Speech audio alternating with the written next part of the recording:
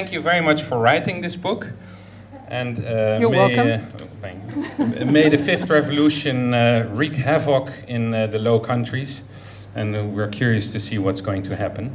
I can now give the word to you. And, well, thank you very enjoy. much. Yeah. Thank you. I'll just place it here. I'd like to preface the talk by saying that I used to be a brain scientist. I have a shady past. I did a PhD in neuroscience way back in the early 90s. And then I got out of science very quickly because I realized that what I really like about science, what's really interesting about science, is not so much doing the experiments or even looking at the experiments themselves, but more to think about what does the scientific knowledge, what does the scientific findings actually mean for us, mean for society, mean for how we think about ourselves and the world. And that's, of course, what scientific revolutions are all about. It's about how we change our thinking because of new knowledge. And this brain revolution or neuro revolution that I call the fifth revolution is very clearly going to, I think, change the way we think about ourselves. We used to think that we have this core inside, that myself is, this thing. There is a true self inside all of us. But what this shows is really that the self is a very fluid thing. That, you can change the self by changing the brain, of course, because you are a bag of neurons. And I think that I see that as a very liberating thought, a very liberating thing or way of seeing yourself. If you don't like the self you have, you can change your chemistry, and then you actually become a different self. And I think if anyone in here has ever been depressed and been on antidepressant drugs, you feel it very, very strongly. If these drugs work, you become a different self.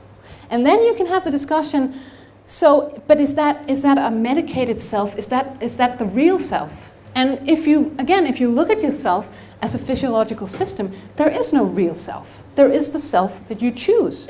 The self is basically brain states of cellular activity, chemical activity. So there is no essential self. And I think it's put very well, or the essence of this revolution is put very well by a Danish children's author named Thomas Winding, who actually said once that the greatest discovery a person can make is that you don't have to be who you are. And I think that puts it very, very well. You don't have to be who you are. You can choose within limits, of course. We can't just change to anything, but we can change ourselves a lot. And the more we look at the brain, the more research is done, the more obvious it is that it's a very, very plastic system. And apart from that, this is more on a sort of a philosophical level, an individual realization level. But then on a societal level, of course, you will see knowledge about the brain and brain-related technologies seep into everything. We are going to talk about neuromarketing, and there is neuromanagement out there. There is neuroeducation. So neuro is becoming that sort of prefix for everything right at this moment. And of course, we have to be careful because there's also, because of this revolution and because of all this hype, there is a sort of a neuro charm that, when they come out with new studies showing that whatever it is in neuro leadership or neuromarketing, we should be very careful to look at it and you see, can it be replicated? Is it good science before we apply it?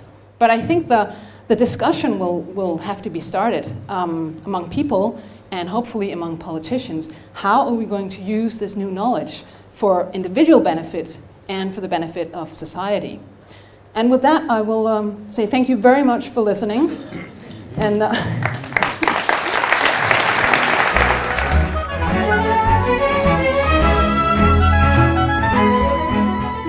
So far, there have been 4 great scientific revolutions that have changed our view of mankind.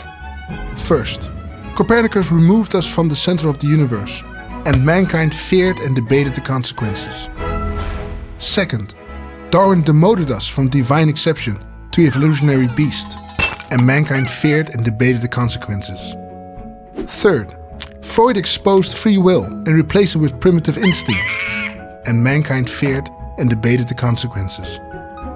Fourth, Francis Crick discovered DNA and redefined life itself, and mankind feared and debated the consequences. And now we're at the dawn of the fifth.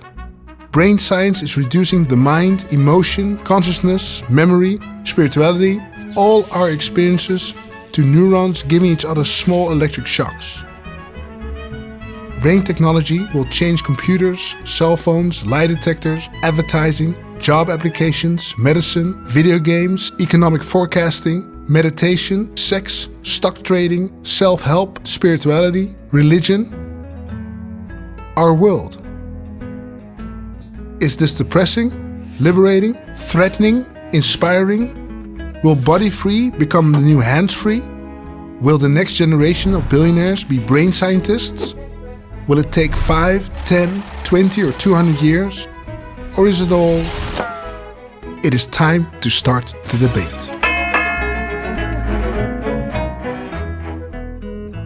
So I was wondering, if you look at criminals, are we going to punish them differently? Do they get deep brain stimulation as punishment? So for me, it's well, how do we going to perceive ourselves differently in this sense? Is anybody still guilty? Well, I mean, the point, let's say, guilt and responsibility are in a way assigned to individuals, whether their brain does it or whether their whatever mind does it. I mean, I guess the whole issue of there is me and there is the brain doesn't in modern neuroscience makes much sense. There is not such a kind of immaterial thing that hovers above our brain. But of course that doesn't mean that our brain is not the centerpiece of our personality. So there is no difference in making me responsible or making the person that has a brain responsible. So the question is whether a true understanding or a better understanding of the materialist workings of the brain, which is no doubt going to happen, will fundamentally affect the way we experience ourselves or the way we experience other human beings. The question is whether it fundamentally will change our self-awareness. And because I'm not so sure about that. Well, I guess we don't know yet. These are the garage days. And if I can sum up what I have just seen in 5 words, what I saw was new toys for the boys. It's a revival of the Homo ludens, the playing animal. And this is the fun part, I guess, of this revolution. But I'm not sure. Here's a girl sitting next to me, so there must be fun for the girls as well. Yeah. And I guess one of the biggest. We have a lot of girls in our institute. Yeah, one of the biggest fun part for the girls is that finally we are our brains. So what I did is I made a small robot, also at the Fab Lab. A Fab Lab. And I just turned it on. And what I'm going to do, you probably can guess it already. I'm going to try to make the robot move with my brain.